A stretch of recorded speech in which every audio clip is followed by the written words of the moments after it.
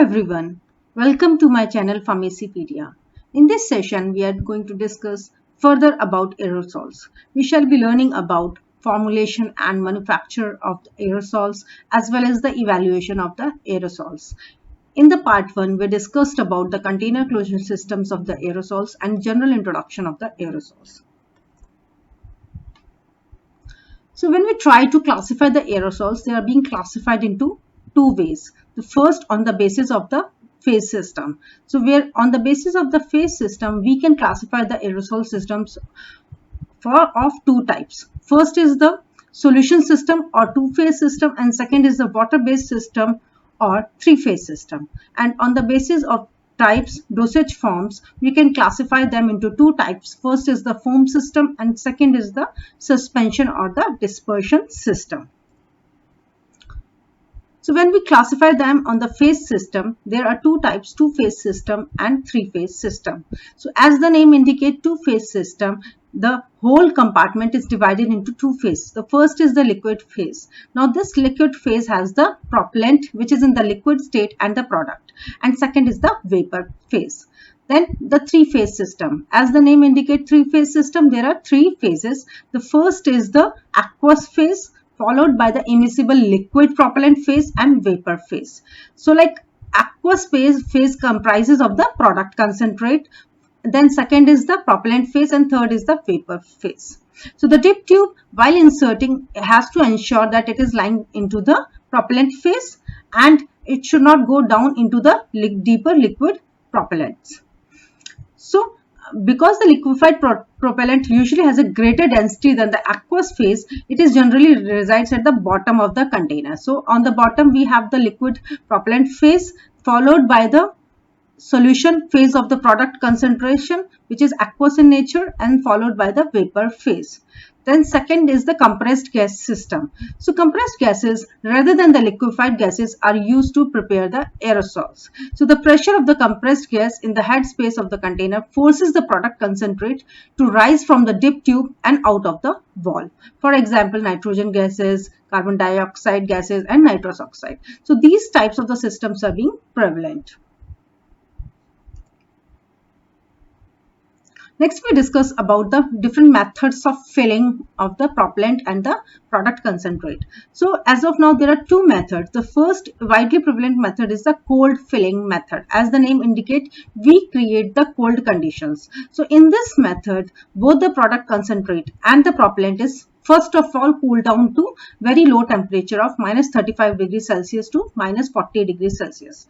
Now this is the temperature at which actually the propellant becomes liquid in nature. So now you have both the things, you have your product concentrate and your propellant in the liquid phase. So one phase is being prepared out. So the cooling system usually comprises of the dry ice and the acetone. So after the chilled product concentrate is transferred first to the container and then later on the liquefied gas is being added out. So the heavy vapors of the cold liquid propellant generally displaces the air in the container and then they are being filled up.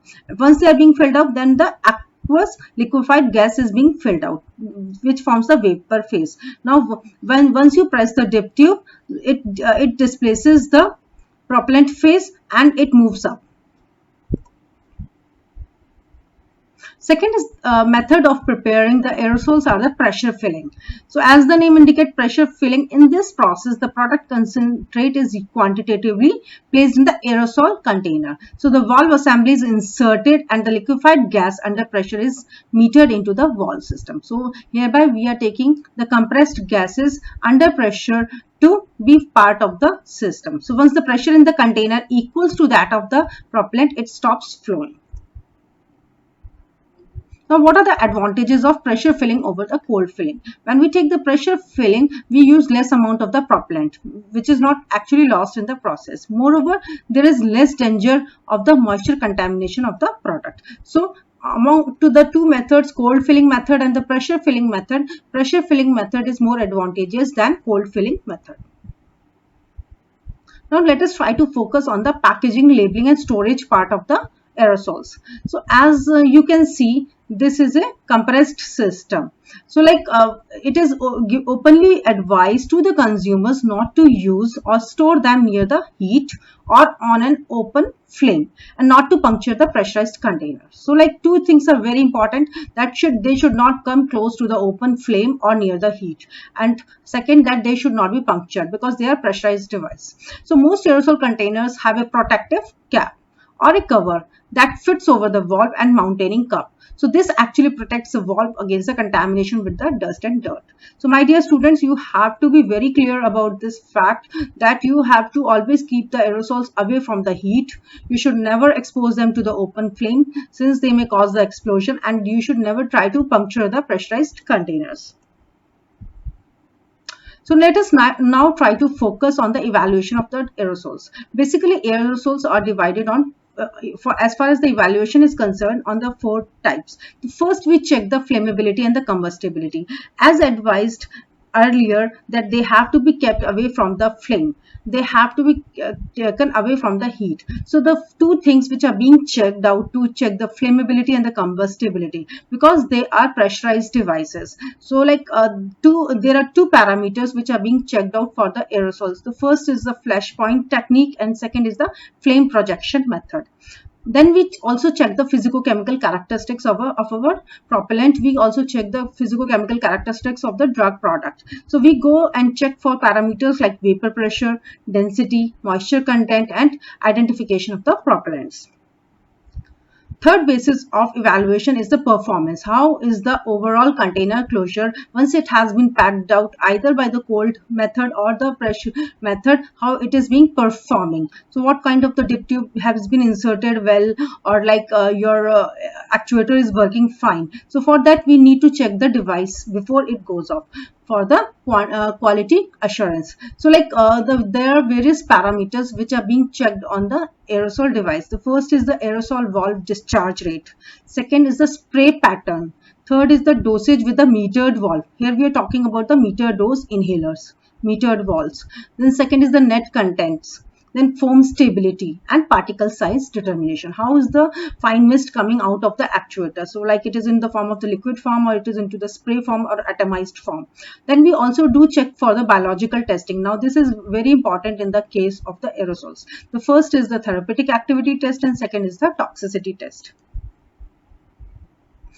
So when we talk about the flammability and the combustibility test, we perform 2 types of parameter. First is the flame projection and flash point. So flame projection. So in this test, we actually spray the product for 4 seconds to an open flame, and how far the flame goes, we measure and help with the help of a ruler. So how far the aerosol is actually allowing the flame to move away once it has been sprayed on the flame for 4 seconds. Now this measurement is done with the help of a ruler. So this is one of the parameter which is being tested out to check for the flammability. Then second is the flash point. So it utilizes an apparatus which is known as a tag open cup apparatus. Now the aerosol product is chilled to a temperature of about -250 Fahrenheit, and then it is being transferred to the test apparatus. So then slowly the temperature is allowed to rise, and the temperature at which it ignites is taken as a flash point. So it is again a simple method utilizing whereby first it is being freezed out, then slowly temperature rises, and the point at which it flames out, it becomes the flash point.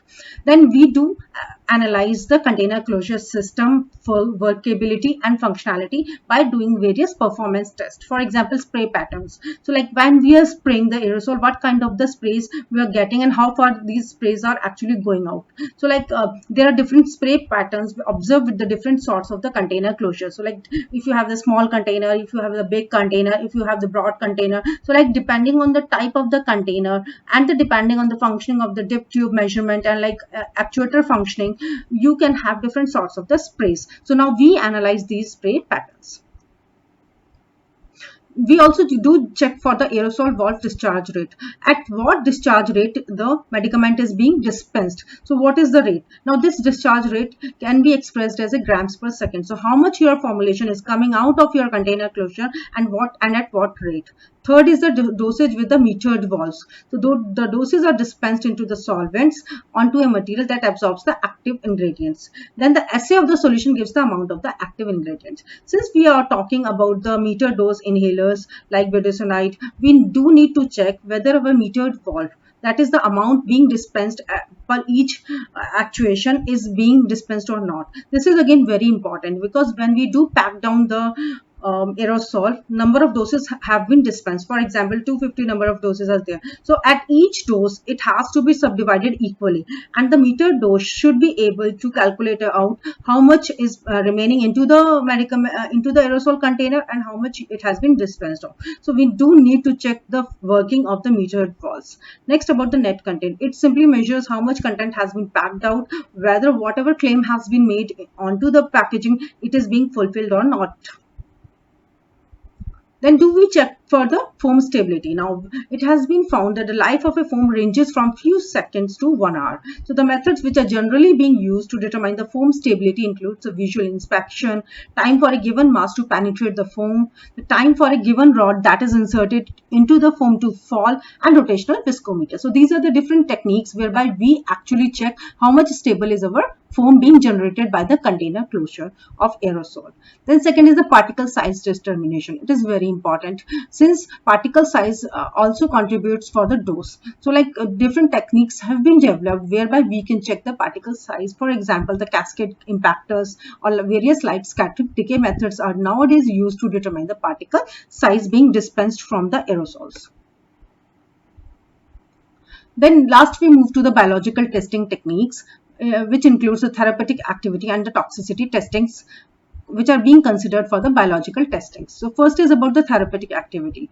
Now this is done for our inhalation aerosols, for example budesonide meter dose inhalers. So the determination of therapeutic activity is dependent on the particle size. So for topical aerosols, we check the surface area. So it is being determined by applying the therapeutic active ingredients which are topically spread to the test areas, and the amount of therapeutic active substance which is being absorbed. So you can understand two types of the functioning. For example, for the inhalation aerosols, we determine the therapeutic activity, and for topical aerosols, since they are being spread out, so how much amount have been absorbed by the skin.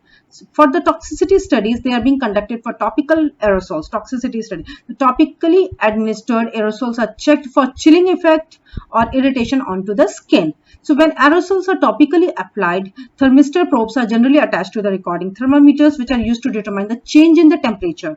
So how much change in the temperature is being noticed out for a given period of the time. Next, we also check for the inhalation aerosols. For example, inhalation toxicity studies are being conducted by exposing the test animals to various vapors which are being sprayed from the aerosol container. So these are the biological tests which are being performed. We use the various devices for the particle size determination. First is the cascade impactors and light scattering devices. So these are come under the purview of the particle size determination for the physicochemical estimation. So cascade impactor is based on the principle of passing the stream of particles which are projected through a series of nozzles and glass slides at a very high velocity, and longer particles impacted on a low velocity range and smaller on high velocity. So you can see small particles can go a long way, and larger particles, since they have the heavy weight, they come down. So like that we can measure the particle size of the dispensed medicament. Then light scattering decay techniques are also used, which utilizes the aerosol settlements under the turbulent conditions. So the changes in the light of the Tyndall beam is being measured out.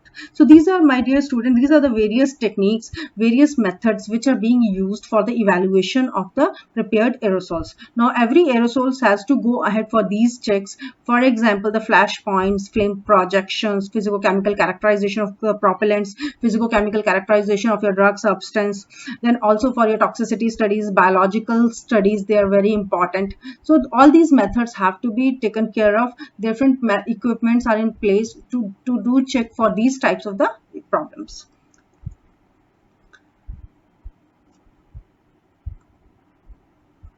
Thank you so much for watching my video. Please do like, share and subscribe to my channel Pharmacypedia for getting further updates.